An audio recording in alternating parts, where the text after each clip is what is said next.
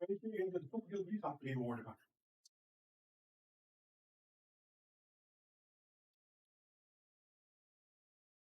Mhm.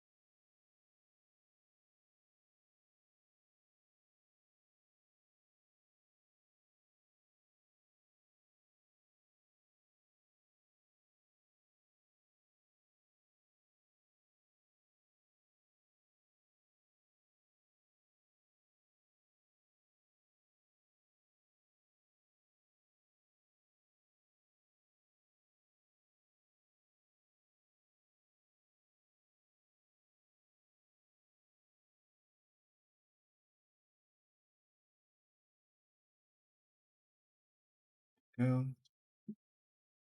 Hey everyone. Today's Wednesday. So I'll be doing a stream today. I didn't really know what to do, and it's also pretty warm. So I thought I would just hang around for a bit. Check that out of the way. Anyway, to start us off for today, we'll be still doing Streamraiders.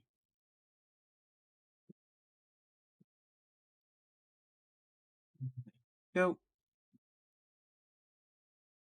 got some new units to play around with, which is always fun. So, just fix something. I might actually think I know what's wrong. Let me go to system.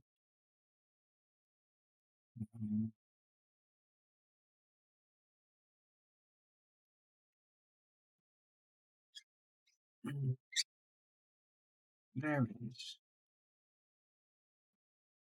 Never said that correctly, it seems.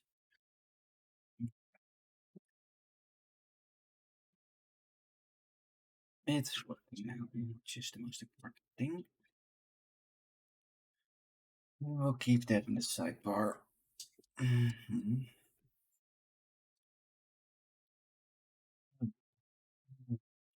It's been well, the weather today's been something.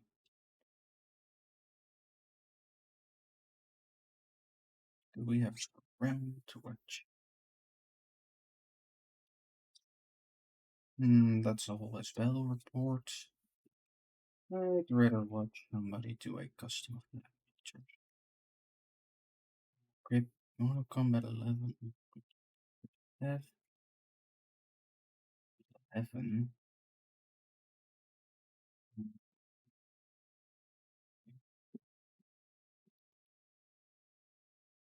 Nothing interesting. Oh yeah, Nexomon 3 is coming, well, coming soon is a big word. They released a teaser for it, which was pretty nice. I mean, it wasn't a big teaser, but I enjoyed it nonetheless. What do we have interesting to watch? Kingdom Hearts references outside of their games.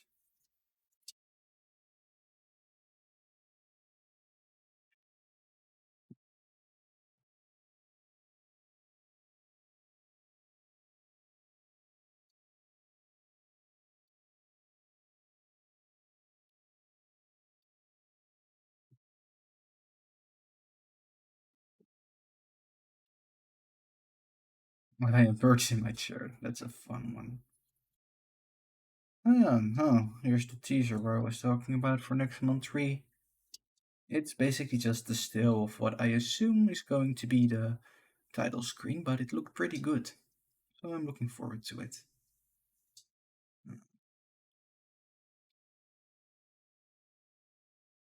You know what? I just haven't checked. Got the camera for today. But what's this?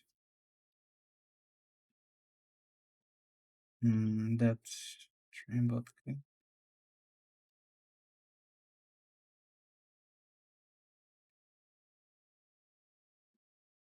Yeah, like a version with more stuff in it or something.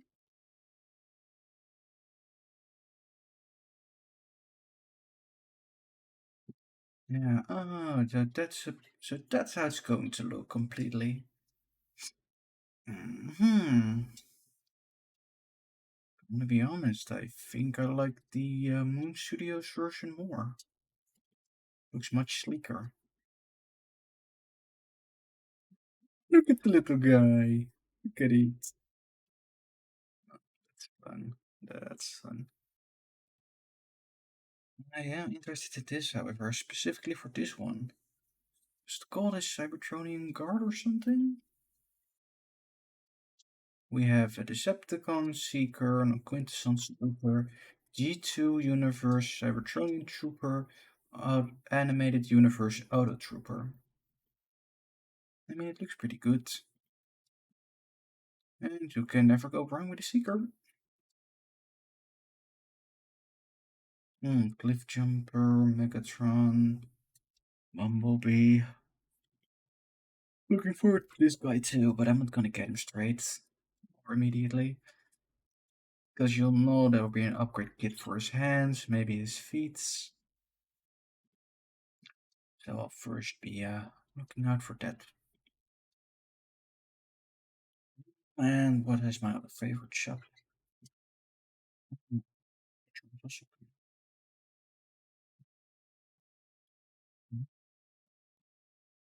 Later.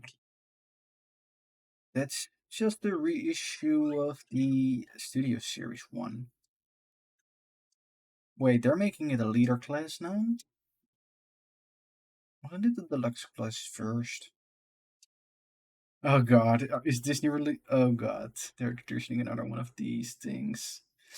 Oh, that's awesome. Basically, take Transformers and combine them with Disney. It's it's stupid fun how it looks.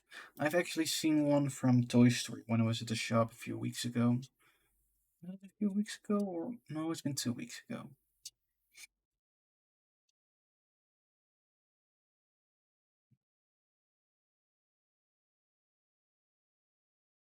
This one. I've seen a lot of good stuff about this one. Is that a voice active? Is that the voice activated one? Because it's a video about it, but I wasn't sure.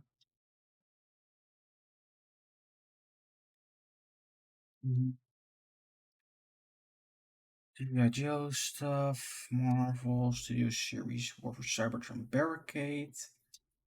They have this one in stock. I saw that 2 weeks ago. This one. Yeah, I don't think I'm gonna skip that one actually. It isn't very interesting. What do I have? Nothing interesting.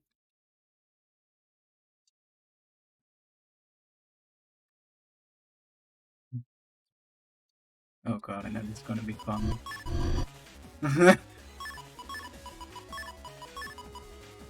Oh boy.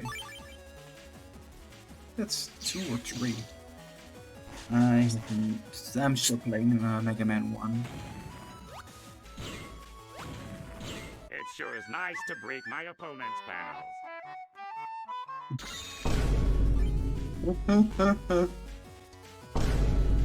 Hi, Deathman! Hi, Deathman!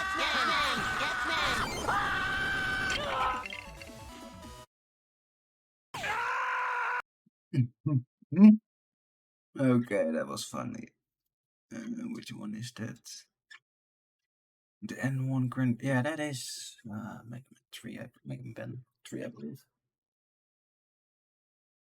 Oh, that one. I remember wanting that one.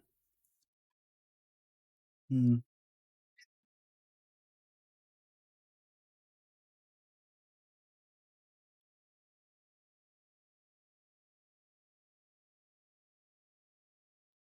Mm-hmm.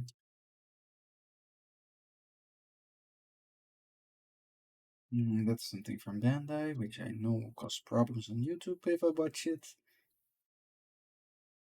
Legacy Prime. I finally got that molded Toxitron. It's an awesome figure. Yeah,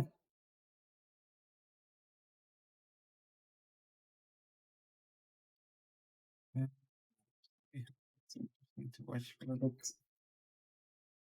what is that? Everything. Spider-Man stuff. I think. You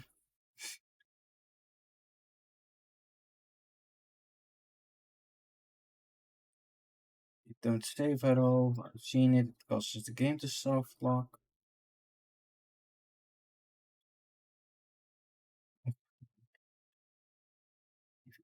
That auto combat's good. Factory.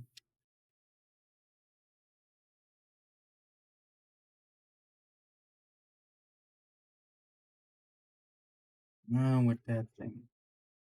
But no, they want me by that.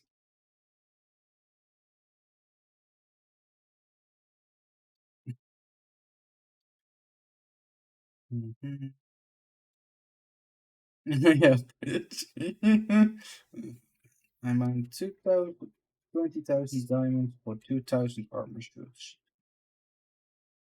Alright then.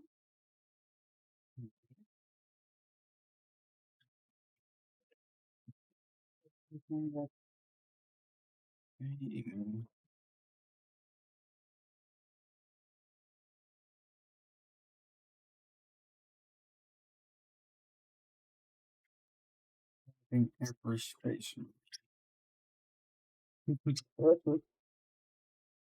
I know what that is. Can you beat Elden Ring fast enough to get my money back? I'm pretty sure you can. There's Armstrong.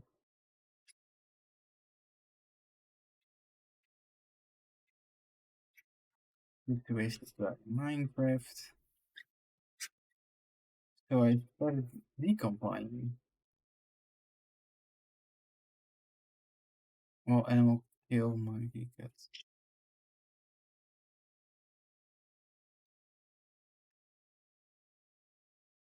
Legendaries. Restoration videos are fake. How to spot them?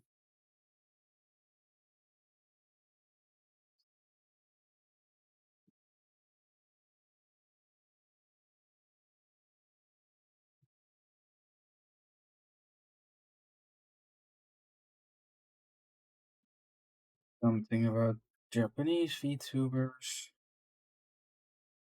Spider-Man variants. Yeah, with spiders, man. That's an interesting one.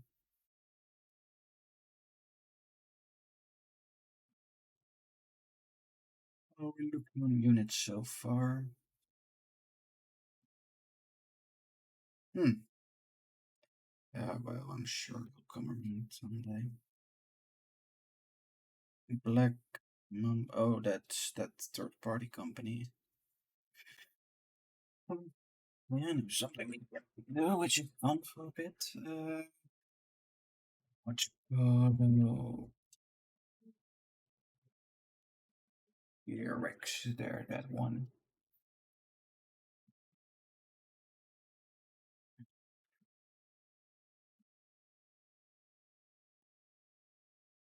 Lego Man over there, of course.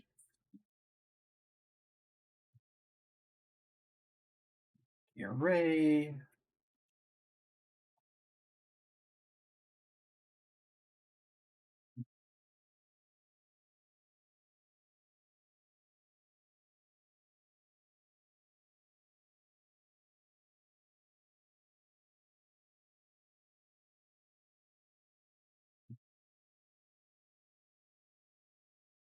Oh boy. This one open.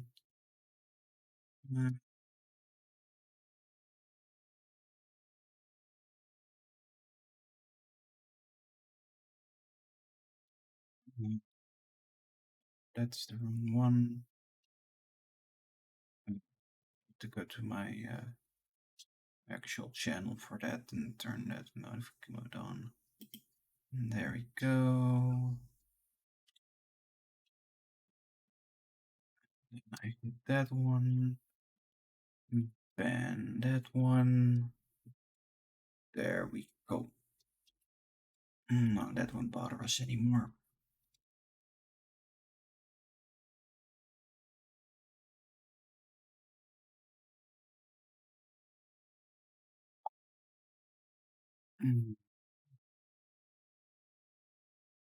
I have no idea how big that thing is gonna be. O pessoal vai fazer a montagem do. Isso.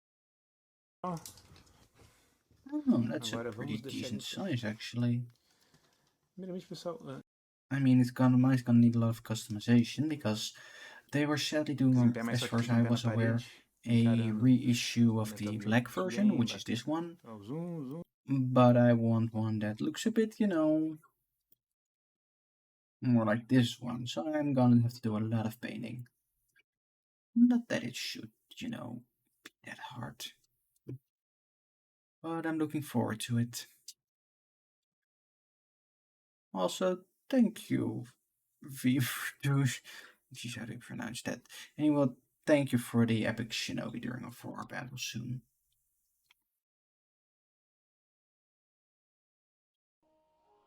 This looks more like a painted one. Incredible engineering and quality with a great. Looks good, but as you can see clearly that is painted. But yeah, I'm gonna look forward to that. Mm-hmm.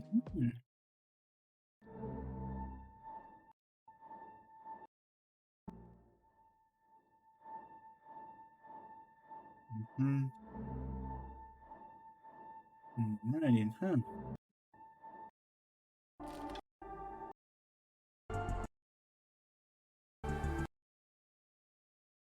Look how the whole video is in black and white. Oh,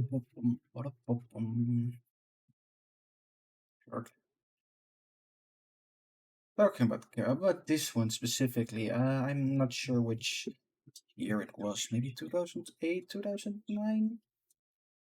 I'm really not sure from which. But I've managed to find mine, and I was looking to get some new parts. Well, new parts, some well, not some new parts, but some parts for it. And I was looking at the Lego site.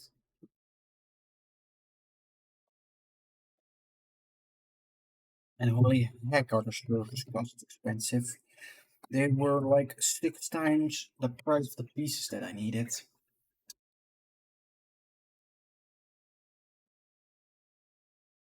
Ooh. It's been a while since I've shown off some ramen, so today I decided I'd do a pretty big review, so I gotta be serious and put on my Report of the Week suit. This is Ramen Dai Senso, or the Ramen War in English, a ramen restaurant that focuses on being slightly more upscale and deliver an all-around experience as a restaurant instead of just having a delicious bowl of ramen. The theming is entertaining without being corny, and they even feature awesome ramen names like Peace, Rusty Blade, and Freedom. And I did a little jump for joy in the middle of the store when I found out you can get up to 5 pieces of pork for no extra charge. I thought for sure this place would be expensive, but my bowl was only 890 yen. The company who made this shop is called Unshi, and if you speak Japanese, you know what that means and know you're not hearing it wrong. They're responsible for some insane conceptual ramen places with just as crazy names, and I've had a few in the past, so I was really excited to finally try out this bowl. I got the bowl with a name that I can't say on social media. At first glance, I realized that Mr. Unshi is really out of his mind for charging $890 for this bowl. I'd easily pay $1,500. The pork was sliced super thin, and it just barely cooks a little bit more while sitting in that delicious soy sauce broth. This is exactly what I want in a soy sauce ramen. It's pretty much perfect in my mind. I usually run away from things that look like they're fancy ramen, but I'm glad I came in. It's been a while since never have a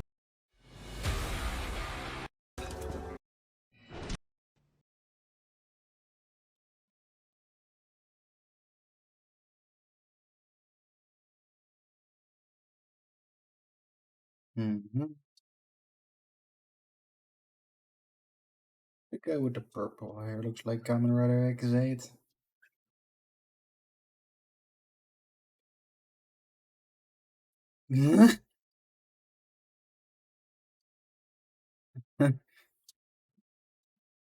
Okay, that's a fun panel.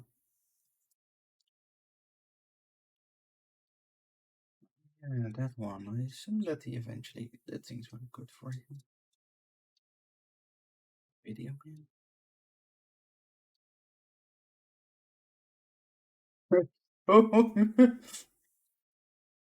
World's creepiest scammer, spirited platypus. Oh boy.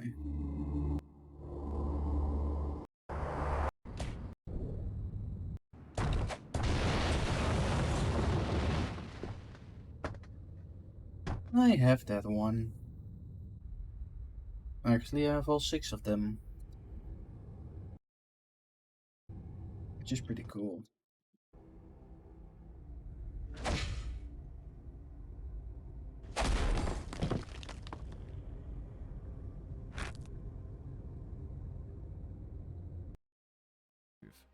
From the front section of the model, the parchment acting as a loincloth. So, Games Workshop sent me an early copy of Leviathan, the new star set for Warhammer 40k. In it are 2 opposing forces of Space Marines and Tyranids, and naturally I wanted to use one of these miniatures as a basis for a kit bash. But my problem was deciding what to build. Luckily, you guys had some suggestions.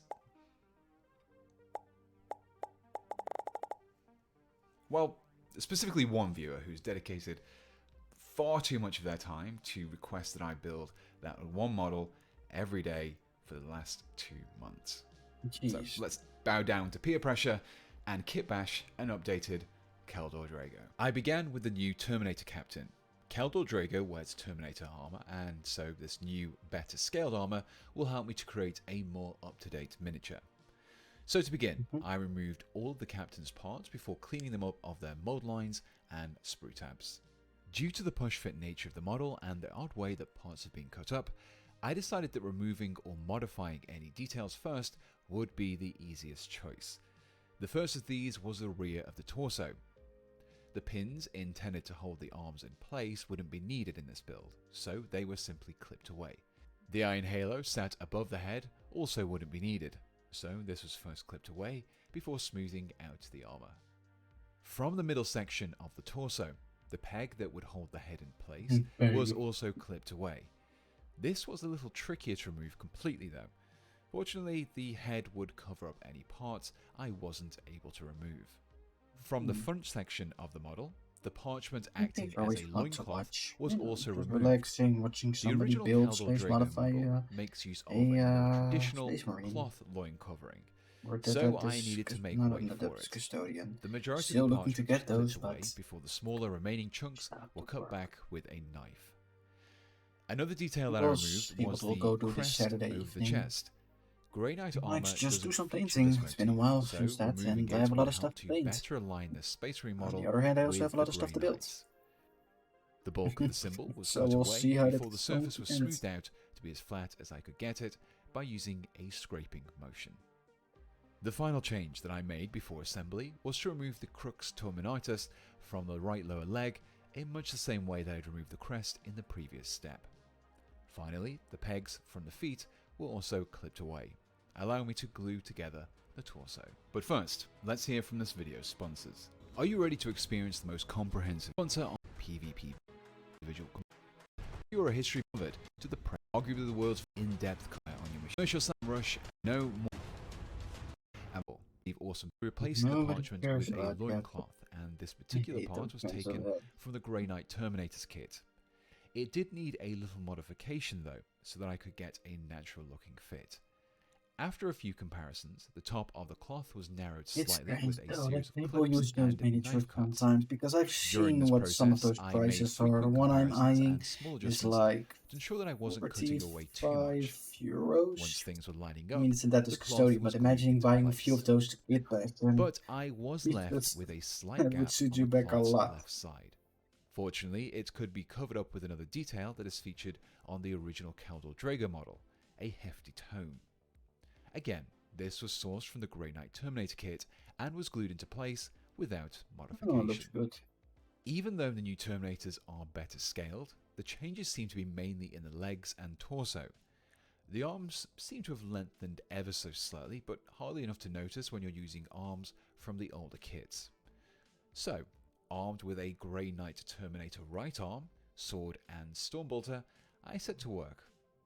Normally, Terminators have their Stormbolter on their left arm, but as Keldor carries a shield, this needs to be moved to the right arm.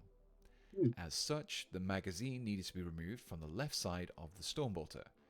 Once removed and trimmed back, I also shaved away the small symbols from the other side as well. From here, I took the mag from a non-Terminator Grey Knight and trimmed away the tab so that it could sit flush against the bolter. The bolter was then compared against the arm. A few more trims were made here and there to allow the bolter to fit against it properly. With everything prepped, the sword and arm were glued together, then the arm was attached to the torso before finally gluing the Stormbolter to the arm, completing the right arm. Keldor Drago carries a shield in his left hand. While there are a number of shields available in various Space Marine kits, most of these tend to be squared off or a more stylized tower shield. Keldor carries more of a heater type shield, and a good source for these are the tilt shields on Imperial Knights. This particular shield is actually from a Chaos Knight, but it doesn't really feature anything particularly chaosy, so works well. To help bring it back to being a Grey Knight shield, I took one of the back symbols from the Terminator's kit. The pole was clipped away and the back was flattened out until it could sit flush against the surface of the shield. The small purity seal was getting in the way though, so this was also removed. Finally, once the book and sword were sitting well against the shield, I made the joint permanent with a little plastic glue. The arm holding the shield was pretty straightforward. I simply took another Grey Knight Terminator arm, glued it to a clenched fist from the same kit, and then attached the arm to the torso. I didn't glue the shield just yet though. It would be easier to paint the model if this was kept separate, but I did use it when attaching the shoulder pads. I just needed to double check that where I had added the pad wouldn't intersect with the shield. From here, the Grey Knight shoulder pads were then glued into place. The next part to look at was the head. That's There one were a few ugly decent head. options to choose from in the Grey Knight's kits, but I ultimately settled on this head from the Primaris Librarian. It looked a little like the original Keldor Drago and also featured the Psychic Hood. However, the head was designed for a ball and socket joint rather than the flat connector that this torso featured. So yet more clipping and trimming was done to flatten out the neck. And that's after one chunky head. comparison, more trims were made to the back of the head until the head fit properly into the torso. But it wouldn't be glued just yet. All that was left to do now was to add those final details. The first of these was a little extra armor detailing over the chest. I took the small reliquary from the Terminator kit, removed the hook from the top and glued it to the center of the chest, mimicking the look of a regular Grey Knight torso. The last few details were pretty straightforward. Another back topper was glued where I'd removed the iron halo from, a Terminator tilt shield was attached to the left shoulder pad, and several purity seals were placed across the armor, completing the model itself. But there was still the base. The original model featured a slain Screamer Killer, which didn't really make quite as much sense for a Grey Knight, so it would be replaced with this Lord of Change head and neck. But first I need to make room. The Tyranid's head was clipped away, leaving the rib cage at the back. The Lord of Change's neck was then shortened to fit into the newly created space. This did require a lot of back and forth of clipping and trimming until the neck fitted snugly. From here, the head was glued together and attached to the base. This did leave a small gap beneath the head though. So to resolve this, I turned to the ever trusty cork floor tiles. I tore this up into some small chunks and superglued them just beneath the head, creating the effect of a pile of rocks or rubble. I was almost ready to paint, but in order for me to easily hold the parts as I painted them, I needed to create some holders.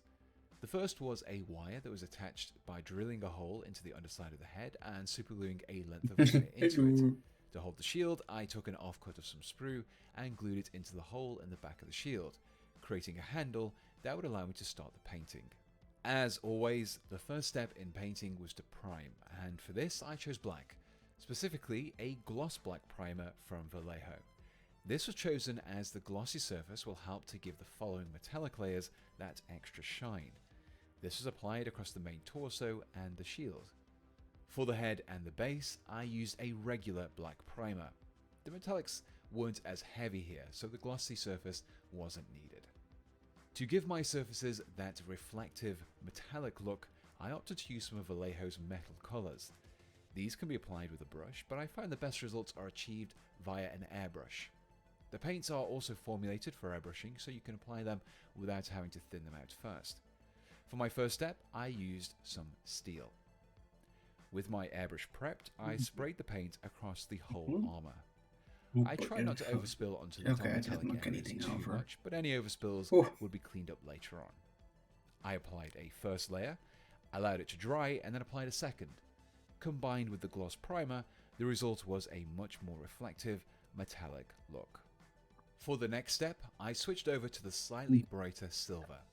This was also applied via my airbrush, but this time I only focused on the upper areas of the metal armor rather than the recesses. That's shiny. This created brighter spots of metal, which helped to contrast them against the darker areas found beneath the cloak and towards the bottom parts of areas. I was ready for battle. But to further darken down those deep recesses, I created a very dark panel liner by mixing together some Black Legion contrast paint with a little contrast medium. This helped to reduce the intensity of this very strong paint somewhat. I called this mix a panel liner because I could target it directly into the recesses and fine gaps between the panels in the armor. It would darken them down considerably, helping to give them more definition. I need to get make something around like them. that.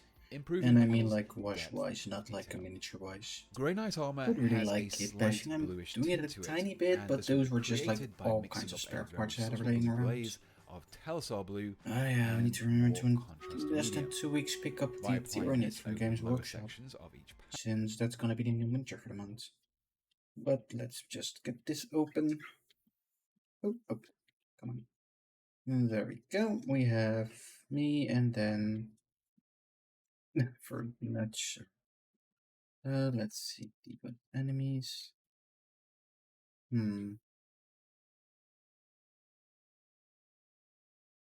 Let me just put this around there. All right, let's go.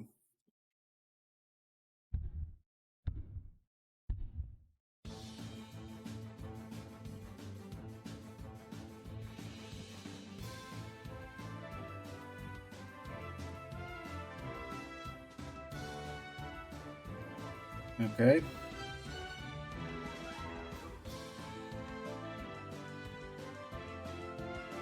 Anything gonna happen anytime soon?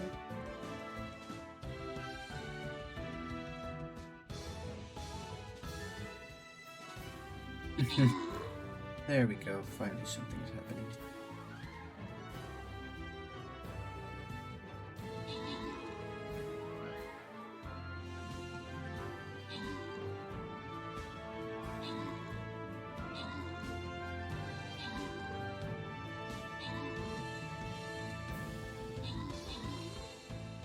There we go. Alright, we won. And okay, I'm gonna get that one. Alright.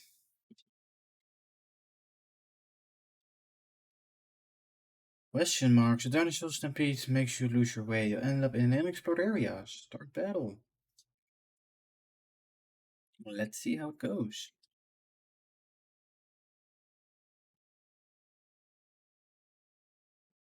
There we go. And we'll see it in half an hour. Panel.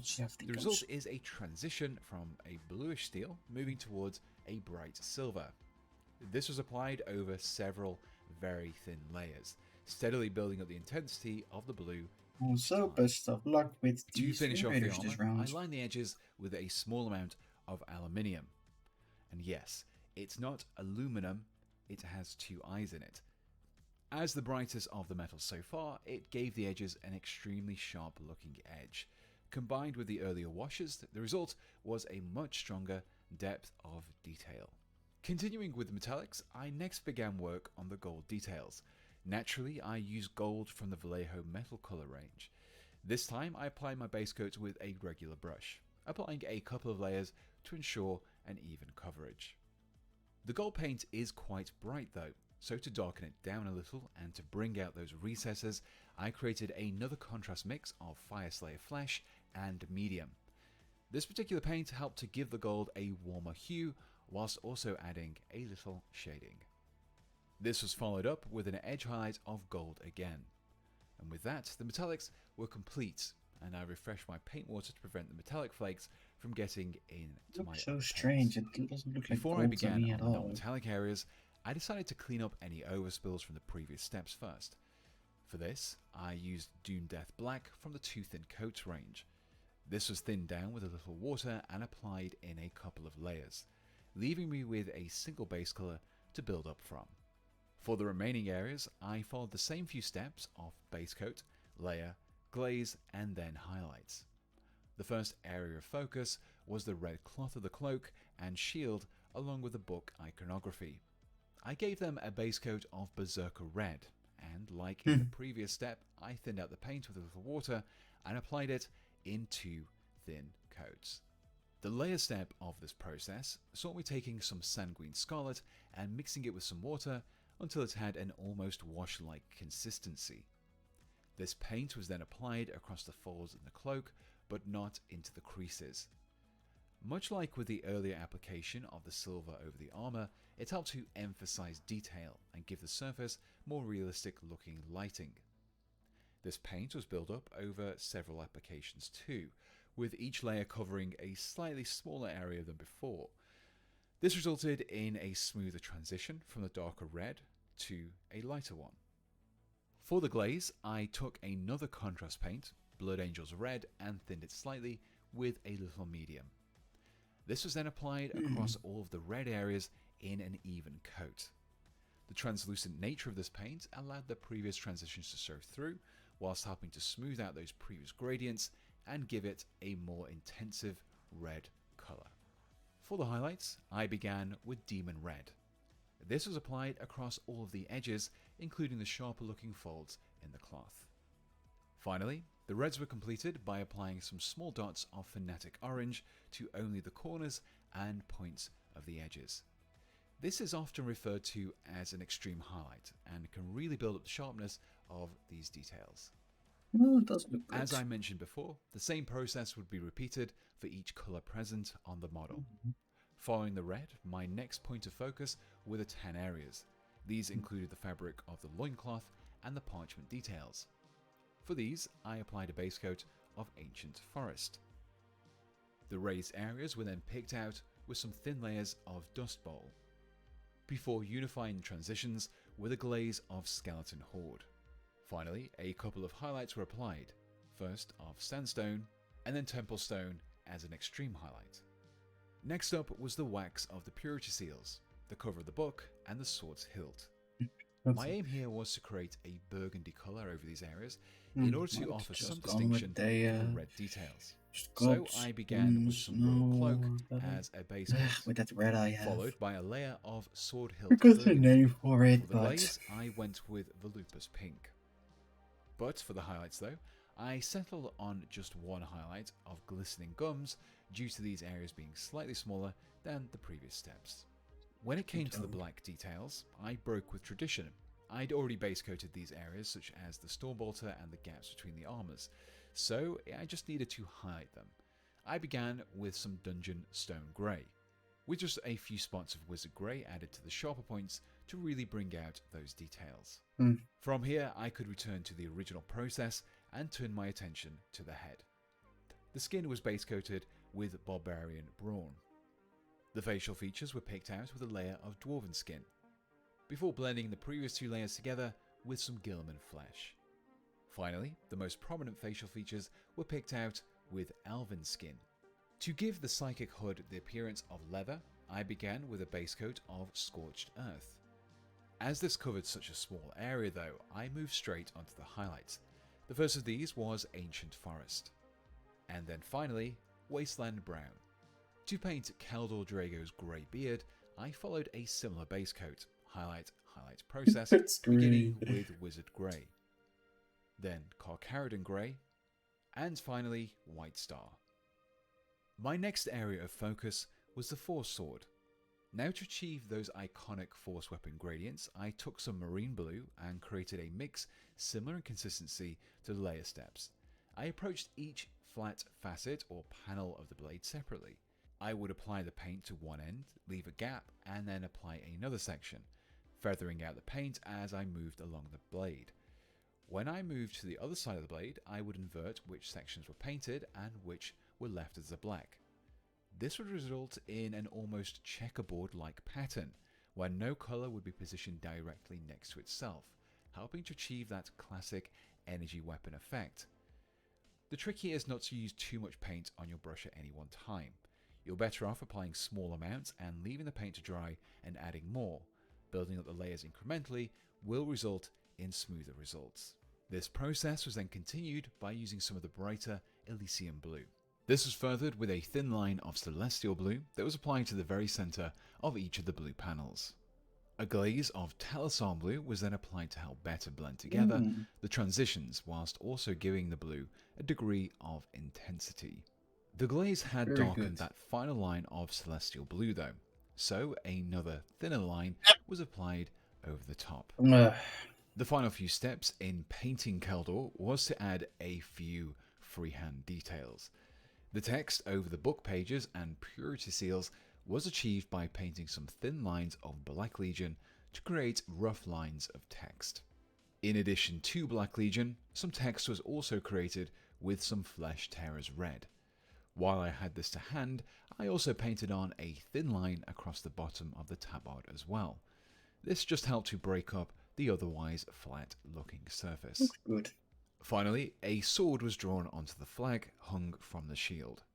I painted this on with White Star and first added a few spots to mark out the outer edges.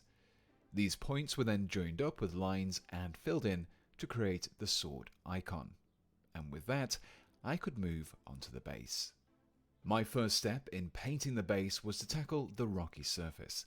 This was done with some dry brushing to speed things up a little, but the same I think I never layering and get the hang highlight of dry techniques that I brushing. used earlier could have been used here as well. I began with an initial base layer of Dungeon Stone Grey, followed by a second layer of Wizard Grey, which covered a smaller area Wizard than Grey. before, Why is it so leaving the fun recesses here? slightly darker.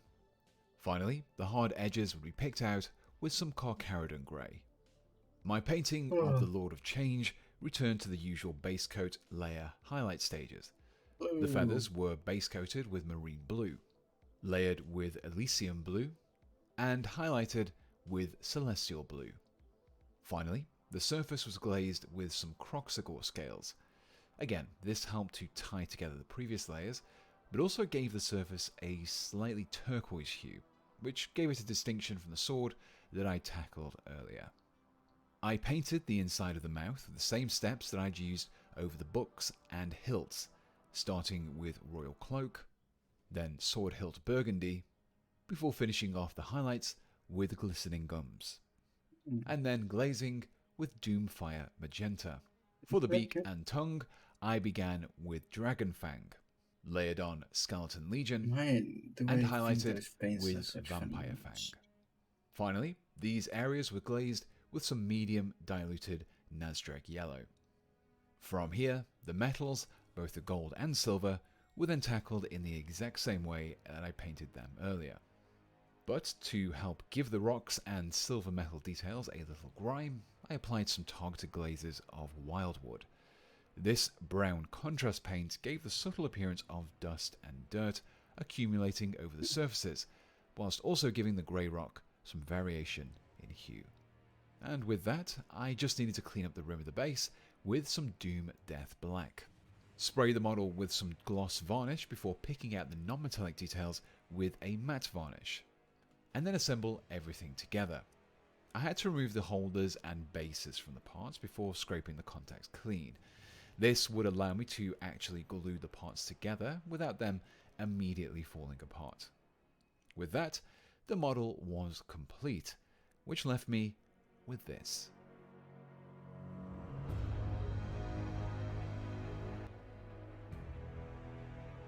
completed Keldor Drago. Looks cool. Yes. The 10th That's the one edition I of wanted to Warhammer see a lot. 40,000 is almost here, and with it comes Hive Fleet Leviathan, an invasion of Tyranids on an apocalyptic scale. With the arrival of Leviathan, we're seeing new Tyranid models for the first time in many years, including some reimaginations of some of the most classic models in the Tyranid range. I'm talking, of course, about the original Carnifex, the Screamer Killer. Originally released way back in 2nd edition, Look the at it! model has been reimagined in the new Leviathan box set, but today, we're going one step further. I've teamed up with the wildly talented Tyranid artist Nick, also known as the Modern Synthesist, who will be joining me on the channel as a Tyranid expert to help me make the most of the new Tyranid hype wave with the launch of 10th edition. Today, we're reimagining the Screamer Killer again, using the new model and the original design together to make something bigger, badder, and more brutal than ever. Jeez. This is the Screamer Killer like you've never seen before. Well, of course I've never seen it before. It's a custom. This collaboration couldn't have come at a better time. Nick is one of the foremost experts in Tyranids in the world, and is widely renowned for his incredible sculpting and conversion work. There's a guy called Modern Synthesist on Instagram who does some amazing Tyranid kit bashes, and I'd love to do more stuff like that. Using epoxy putties and existing model kits, Nick has an uncanny ability to cut apart familiar Tyranid bits and reassemble them in bigger, scarier, and more interesting ways. It's like nothing I've ever seen.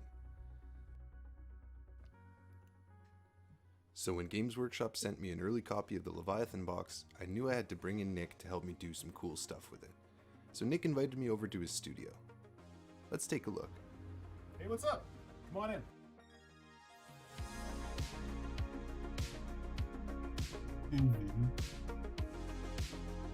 No, dang. I saw some transformers in there. Nice. First of all, Nick has a huge collection of Tyranid art. From old codexes to rare art books to some incredible commissioned sketches, Nick has a beautiful library of references that he draws inspiration from for all of his projects. Some of the incredible work-in-progress pieces that are scattered around his workshop are directly inspired by the art he's surrounded by. It's easy to see how creativity can flow in this space. He also showed me his incredible display board for his Genestealer cult army that he made a few years back. It's tucked conveniently into a cool carrying case.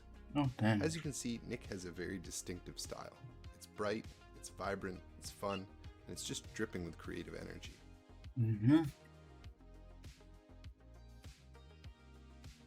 Oh.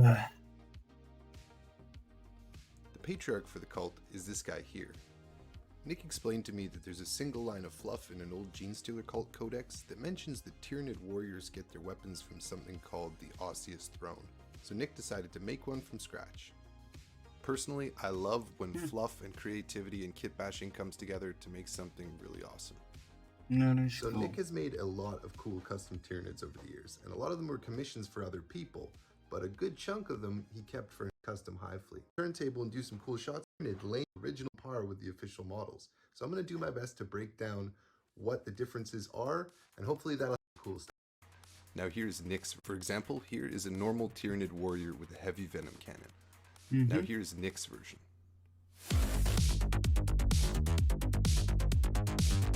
Heavily modified the weapon to make it look.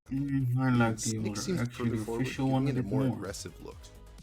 Edition Carnifex, inspired by one of the pieces of art Nick's, the smaller scything talons standing in as bone swords. Nick also showed me several other Screamer Killer based Carnifex conversions that he's begun over the years. And so when I sat down classic design that I ever, my buddy's small. I'm not one that's not perfect. And some people have called it one of the ugliest models the Games Workshop has ever released. I'm not one of those people. I still love it.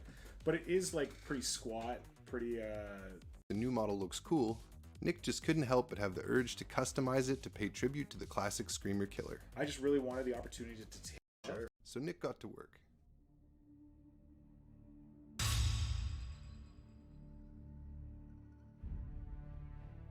Oh yes, and there comes a giant box. It's like Netflix.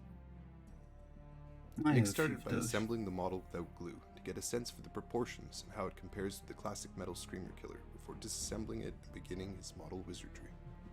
Awesome. If you're interested in the nitty-gritty details of the techniques that Nick uses, you should definitely go check out his YouTube channel, which is called The Modern Synthesist. He has an incredible amount of tutorials that go in depth into his sculpting techniques and have tons of great information.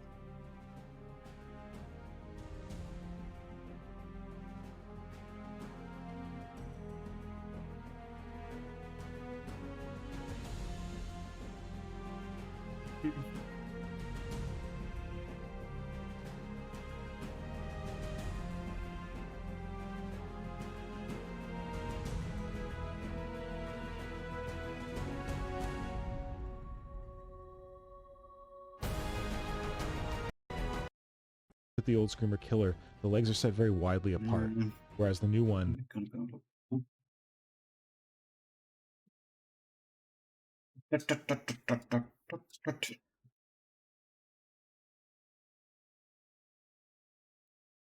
Why is it nobody remembers Link in Tears of the Kingdom?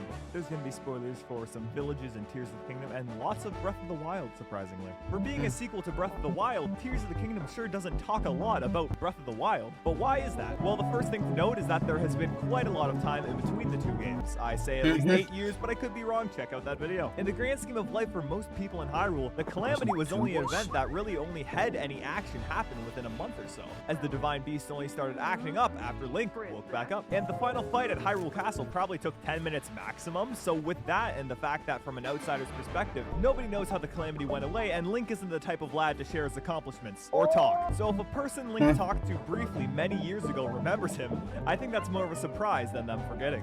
Why is it nobody remembers? So I got Studio Series Scourge recently, and I was just transforming him, and his chest folds out to the side. I do not think I have ever seen that on a Transformer. In my whole collection, whether it be Beast Wars or the Studio Series Constructicons and all their asymmetricalness, asymmetricality, whatever the word is, I don't think I've ever seen that. If you've seen this on another figure, please let me know in the comments, but yeah, that's crazy. Okay. Oh, it's a parrot. What's this called? Block. What's this called? Sock. What's this made of? Rock. What's this called? Rock. No. Rock. No. This is a block. Can you tell me what's this made of? Glass. Yeah, what's this called? You want to earn a snack? Okay. What's this called? It's a bell. What's this made of? Paper. What's this called? Block. No. Ball. This is a ball. It's a ball. That was really close. Good job. What's this made of? Rock. What's this bell made of? Look at the bird just walking. Yes, made of metal. Oh, Good there boy. we go. Look at it. Look at both of them. Searching your name. You want to earn a pistachio? What's this called? This is a block. What letter? Here's your snack. You want to earn a snack? You're so good that he ran away. Ranking everywhere. Sheet to sign.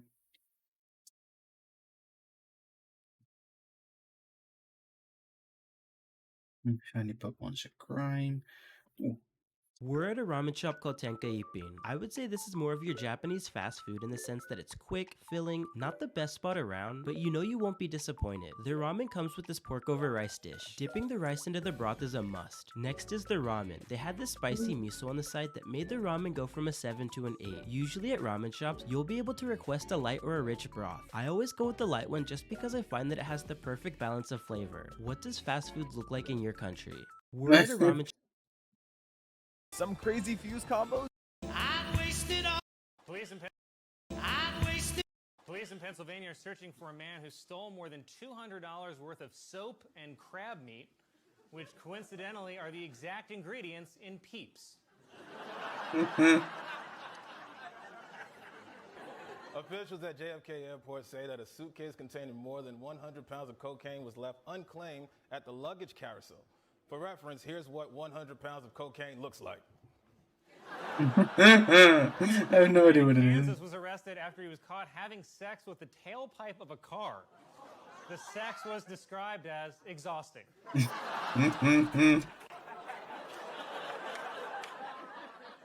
cappella group at Princeton University has stopped performing the song Kiss the Girl from The Little Mermaid after the student newspaper said the lyrics promote toxic masculinity. Also, it just sucks to hear a bunch of white guys sing like a Jamaican crowd. The first few. Did you know Google has a secret adventure game built into their code? If you go to Google and search for text adventure, and then press Control, Shift, and J, the console will ask you if you want to play a game. Just type in yes and hit enter. And you can play a text adventure game where your character is the capital G and you have to find all the other letters from the logo. Did you know Google... I recently got... Today I messed up by ordering food online and setting a restaurant on fire. That's interesting. Anyway.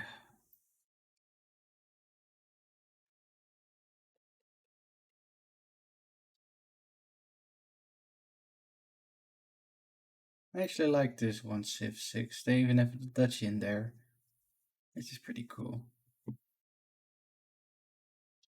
Oh. This video is sponsored. Will it Warhammer? Learn how to watercolor paint? Probably on a project that's inappropriate for watercolor paints, but I want to see what happens, and I want it to be good. I don't just want 3 colors and up, I want this model to sing, and I want it to look like it was painted with watercolor paints. That might seem like it'll obviously happen because I'm going to be using only watercolor paints, but I don't want to find a way to cheat and make this stuff act like my normal acrylic paints. I want it to look like a watercolor painting. And of course, all of this hinges on, is this actually possible? I've never tried this before, I have no idea if it'll work. And it could very easily all come crashing down around me. I have a very nice set of watercolor paints. I don't know what brand they are. I don't know what that says, but it was about 30 bucks, so these should be good paints. And I have a really spicy Space Marine for this project. This is a squad of Space Marines I kitbashed and converted way back in 2019. It's a kill team of Space Wolves who are on a top secret mission to scour the galaxy for any news on their missing Primarch Leman Russ. I was moving house at the time, and so I put them in a Ziploc baggie for safekeeping, and then I promptly lost them until today. I think one of these guys would make an excellent canvas to try out these watercolor paints on. I'm gonna paint this guy. Now, watercolors are transparent paints and they're typically painted on white, thick, crunchy, absorbent paper. I can't really turn a miniature into that, but I can give them a white prime. That should give me the best chance of success. I was considering zenithaling the mini, but really I have no idea how this paint will behave. I know I can make things darker, I don't know how easily I can brighten things up. And the Space Wolves are bright colors already. This is the fun part of experimentation, right before you get started. No experience, just expectations. Ooh, that's how it always starts. Then comes running and screaming. Name the movie quote below. All right, let's see what happens. I dipped a drippy paintbrush into the light blue paint, and it soaked up the water quickly. I transferred it to a dry palette and did a bunch of swirls to make sure the paint and water was thoroughly mixed on the brush. Then, the moment of truth, I touched paint to miniature. It already cleared my first worry. I was really scared that it'd be hydrophobic and just beat up, but no, it stuck down into the primer okay. It was messy though, the paint is really watery, so it got a little runny and flowed into places I didn't want it to go. And the paint settles and changes color a little wet versus dry. Okay, it's doing something kind of interesting. It's a little bit like a wash flowing into the recesses, and it's really, really fragile. Any little bit of water immediately pulls all of the paint off of it. And it's not drying. There must be just ever so slightly a little bit of linseed oil in this paint. And so since there's no paper to absorb it, it's just sitting. I think I can figure this out. Probably. It is tricky to see the colors in the palette, as they're all darker than they really will be. What I thought was dark blue was actually blue. So I went with a different color blue and brown mixture to get a desaturated dark color to shade my Space Wolf's armor. This is the real test. How will these colors interact with each other? The darker color quickly overpowered the light color, and because I'm working in such small quantities, the paint pretty instantly mixes together. I wanted shade on the bottom of each armor panel, but really just ended up as a dark blue base coat. I used a clean damp brush to rehydrate and pull paint off the raised areas and wipe the pigments off on a paper towel. This worked really quickly, and I could be pretty accurate about the paint I removed and what I let stay. This is definitely a tricky way to paint. One thing that is nice though is I can take a damp brush and erase anything. On the armor, I did a light blue and then tried to apply a dark blue on top. I think for the yellow parts of the armor, I'm gonna try it in reverse and put a dark yellow on and then put a light yellow on top and see what happens.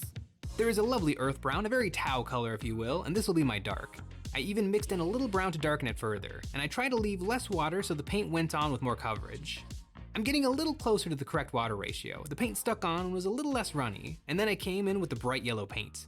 It instantly mixed with the brown and made a decently smooth transition. Then I wiped most of the paint off my brush and began removing paint, letting the white primer show through with just a hint of yellow glaze. There is definitely something to this. Dark layer of paint, put on a light layer, they kind of mix together, and then you come back with a damp brush and wipe it away to that white primer. It's kind of like an oil wash. It's really, really interesting, and it's pretty easy to do. A little hard to control, but there's something to this. I was shocked at how well the watercolors were working, and you know what else shocked me? All the incredible courses available at Skillshare. With Skillshare, make a course like category of time crafts. Description below will get a 1 month already signed up. Now, I loaded up the brown and prepared it on my palette and then mixed in some black paint. This color has boots and belts written all over it. I laid it on even thicker than I did the yellow. It stuck right where I wanted it without running. And then I went in with a red-brown. And not even bothering with the palette, smeared this onto the front of his boots, mixing it with the brown and creating a transition, from dark brown to red to a cream color on the front of his boots and belt. I used Stynylrez white primer, which seems to create a layer with enough grit that the paint stains and will not 100% wipe away, which is good. I have to be a little more careful, but the paint works better. I did the purity seals next, and speaking of that grit, these purity seals are made of green stuff and must be a little smoother than Games Workshop plastic because the paint started to beat up. I think texture matters a lot, and maybe I should have painted over these with a matte paint before priming to give it just a little bit more grit for the watercolor to stick to. I still managed to get them painted and looking properly pure. Now for his chainmail and loincloth. This Marine is actually built out of the old Chaos Warriors box with Space Wolf's arms, shoulders, and a head. I'm finding I don't have to use the palette as much as I'm getting more used to the brush feel of saturating the watercolors just right. And similarly to how speed paint works, I painted the wolf's tails in 3 layers, gray, red, brown, and black, and then mixed them together. The paints mixed together a little more than I would have preferred, but I bet with a little practice I could get it just right. I mixed up the red as thick as I could to paint the wolf on his backpack, and with just the right amount of moisture, it behaves pretty much like a regular paint. This is going tremendously. I am very pleasantly surprised. I thought this would be a little bit like a gag, like painting a miniature with paints not meant for miniature painting, but this is going really well. It's working like I see oil paints working for other people, but I can never pull it off. The blending is going really well, wiping the paint away is going really well. Is it going to be able to paint really crispy weapons? I am excited to find out. This guy's got a chain sword and a bolt pistol. I think I want to try hazard stripes on the chain sword and a little ruby red accent on the bolt pistol. I touched down on the earth color paint with barely any moisture on my brush and then touched it to a paper towel to pull off even more moisture. Then I began working on these stripes. Using the paint like this lays it down nice and saturated, but also a little thick. It got the job done though. I went in with a watery yellow and blended this into the earth color and wiped away some paint, lightening these stripes up a little. Then I went in with a red, laying this down in between the yellow. Then I got cocky. I thought maybe a little water would blend the 2 colors just perfectly and make a fun watery color transition. Nope, the paint instantly mixed into red and I had to wipe it all away and start over. To darken the red, I put a drop of black paint on the edge of each stripe and then tapped the tip of the brush over these spots to get the red and the black paint to mix together. Now for the metallic parts. I mixed the white pigment and black pigments together to make a gray, and these 2 colors seem to behave a little differently. They had much better coverage than the other colors, and I had a little trouble wiping them away. I'll have to play around and find other combinations to get a good dark wash going, but it still got the job done. The handle painted perfectly though. 1 drop of watery brown and the chain sword was complete. Now for the bolt pistol. My gray mixture was still misbehaving a little. The pigments are probably slightly larger, so the transition from the edges to the larger surfaces were a little more stark than the colors. The red went on beautifully, and a watery brush pulled away the paint nicely to make lighter sections. This red seems to be sliding into magenta. It probably needs to be mixed a little with yellow or orange to keep the color warmer. And then the gold I painted just like the yellow armor. The weapons came out pretty good. The black paint seems to behave just a little bit differently than all the other colors. And I do notice ever so slightly some cracking on the thickest, most saturated parts of the paint job. I'm using the hairdryer a ton, so that could be causing the cracking, although I would tend to think it would happen regardless. I don't know if it's a deal breaker, but if they get any bigger, it might be. Now it's time for that face. Faces are hard to paint, but often I find myself struggling with acrylics because I'm not that good at blending. There we go. Battle is ready. Well, let me just see what we got. We got Magic Beast with 3 units, Ferg with 1. Yeah. Well, let's see how it goes.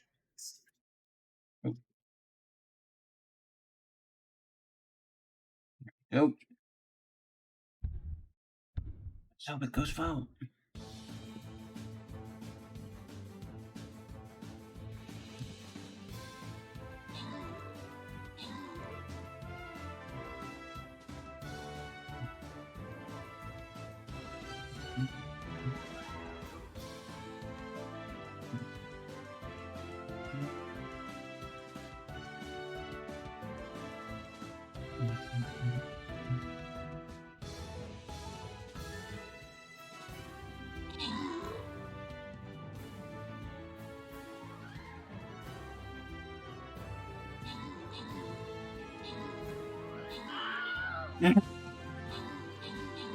That was Sir Wilhelm.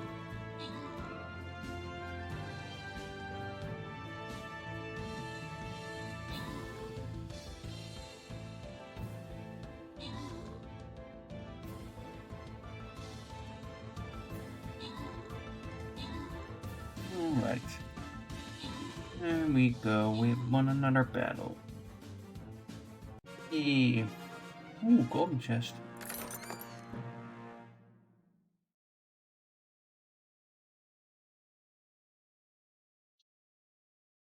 There we go. Well, we both got something for it. That's great. But honestly, I'm just gonna call it quits for tonight. I mean, it's been pretty fun, but I've noticed that the heat is not making it very fun. But I do want to thank you all for sticking around if you did, and I hope to see you all on Friday. I'm gonna hope that the weather is a bit better and that we can have a more fun stream. But yeah, until next time, and I hope you all have a good evening. Now, let's see what we are gonna read. Yep. It's gonna be fun.